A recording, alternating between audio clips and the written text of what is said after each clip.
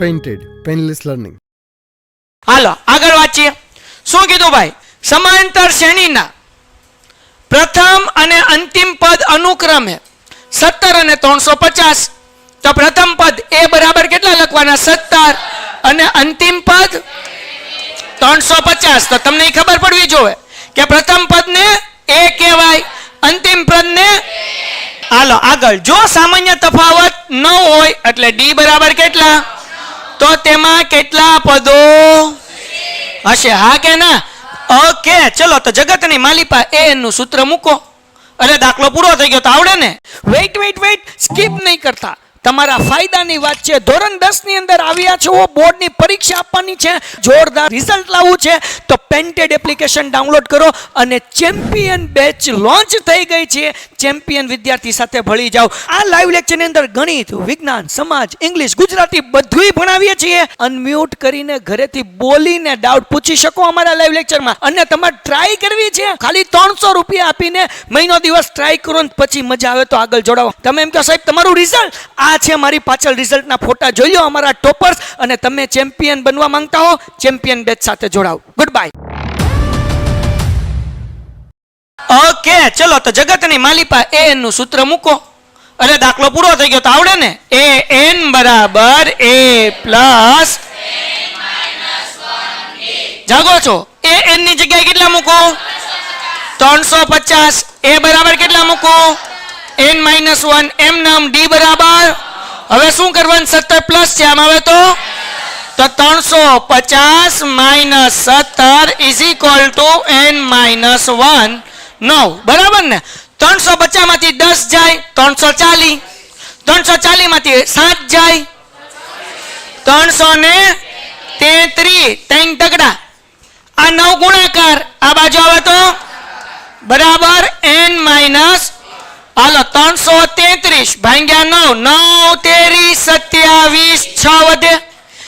33 માંથી 27 જાય એટલે કેટલા વધે? 6. ઉપરથી ઉતારીએ 3, પછી 9 સત્તું 63. કેટલો જવાબ આવ્યો ભાઈ? 37. કેટલો જવાબ આવ્યો? તો 37 એમ નમ.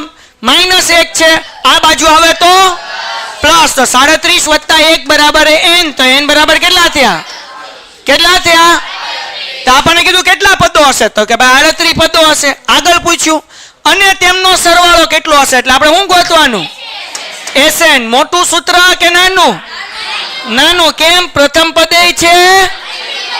તો બોલો નાનું સૂત્ર શું છે? n ના છેદમાં 2 કૌંસમાં a પ્લસ n. n કેટલા મળ્યા?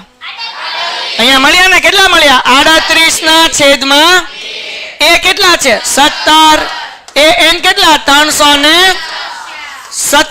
દુ નો થાય 19, દુ 38 થાય. કેટલા થાય?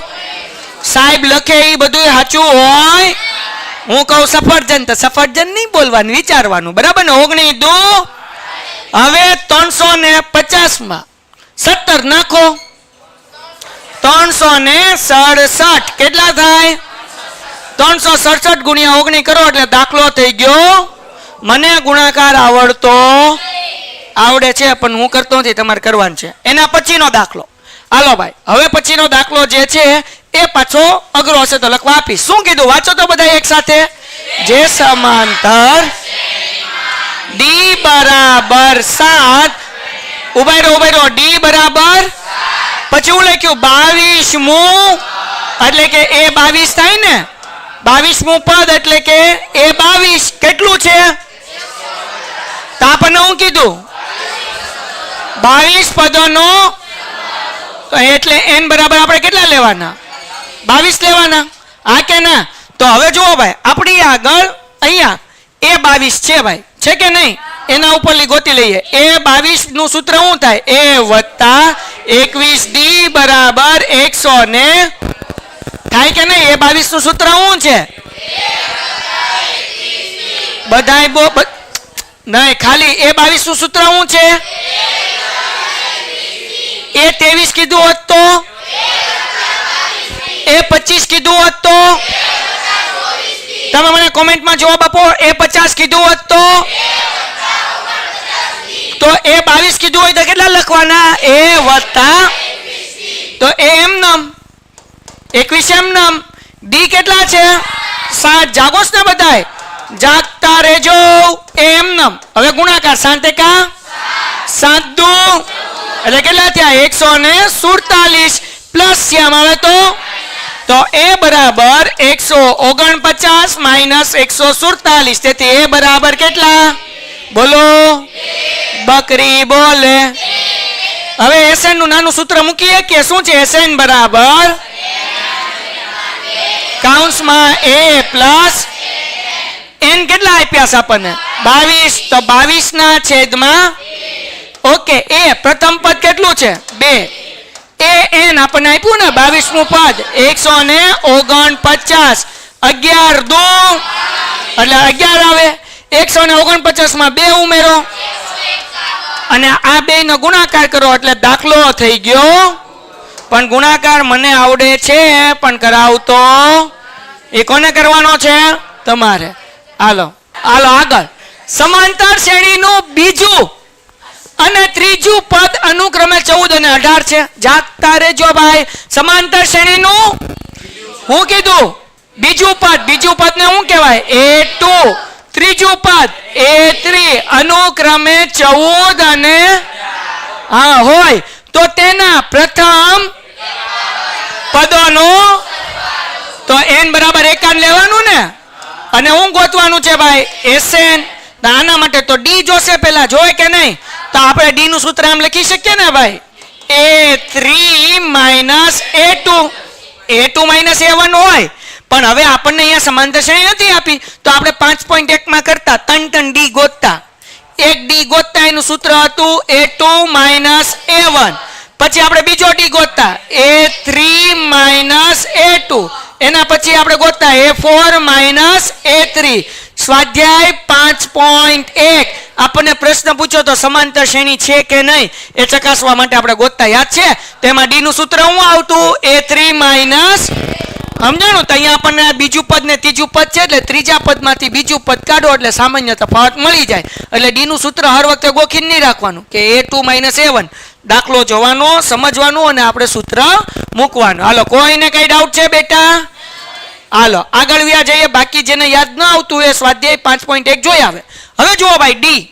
A3 18, A2 14. 18 માંથી 4 જાય એટલે વધે 5. વાવ, મેં તો આમ કર્યું તો હું 50 બોલત ને. 18 માંથી 14 જાય તો કેટલા વધે? પછી કે લગન નથી થતા. આમાં ક્યાંથી લગન થાય? હાલો હવે આપણી આગળ A2 છે ને. શું છે? A2 બરાબર 14. A2 નું સૂત્ર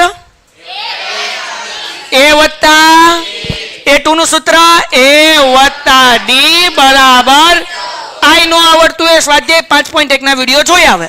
A આપણી આગળ નથી એ તો સાહેબ ગોતવાન છે. D છે કેટલું છે? અહીંયા ગોત્યું ને આપણે. D કેટલું ગોત્યું ભાઈ? 4 બરાબર 14. 4 પ્લસ ઓલી બાજુ જાય તો માઇનસ નહીં મિનસ એટલે A બરાબર બોલો 14 માઇનસ 4. તેથી A બરાબર તો જગતની માલિપા આપણને 2 કડી મળી ગઈ ભાઈ. CID ની જેમ આપણે જવાબ ગોતવાનો છે. સંડો दया यहाँ कुछ तो गड़बड़ है. A मिल गया है और D मिल गया है. अब हमें क्या ढूंढना है? तो चलो SN का सूत्र मूकते हैं. हेलो भाई SN बोलो SN નું સૂત્ર n ના છેદમાં 2 કૌંસમાં 2a. સાહેબ આમાં નાનું સૂત્ર કેમ ન મૂક્યું? કારણ કે n આપણી પાસે ઓકે. જગતની માલિપા વિદ્યાર્થી મિત્રો n કેટલા? બોલો. જે ન બોલે ઈ રાવણ. શું છે n બરાબર? હા બાપુ ઈકા સાહેબ હું રાવણ શું ઈ કે. હાલો ભાઈ 2m નમ A બરાબર કર. વાહ મારા ભાઈબંધ વાહ. 10 હે ભાઈ. n અહીંયા 51 માઇનસ 1 અને D આપણી આગળ છે 7 છે કે નહીં? તો જગતની માલિપા 51 ના છેદમાં 2 એમને મૂકું. કોઈને કઈ વાંધો? હાલો 10 દુ 51 માંથી 1 જાય એટલે એને ગુણ્યા 51 ના છેદમાં 20 એમનેમ. આ બેન ગુણાકાર 5 ચોક 20 અને પાછળ મૂકવાનું મીંડું એટલે થાય 200. 200 માં મારા બાપ 20 ઉમેરો. હા બાપુ આવું તમને બહુ આવડે કા. 200 ને હવે આ બે હારે ભાગાકાર કરો. 2 એકા 2, 2 એકા 2 ને વાહે મૂકો મીંડું. તો હવે શું કરવાનું? 51 ગુણ્યા 100 ને એટલે દાખલો થઈ જાય. મને ગુણાકાર આવડતું. શું જવાબ આવે કોમેન્ટમાં લખો. હાલો ડન થઈ ગયું ભાઈ. ઓકે. Painted, Painless Learning.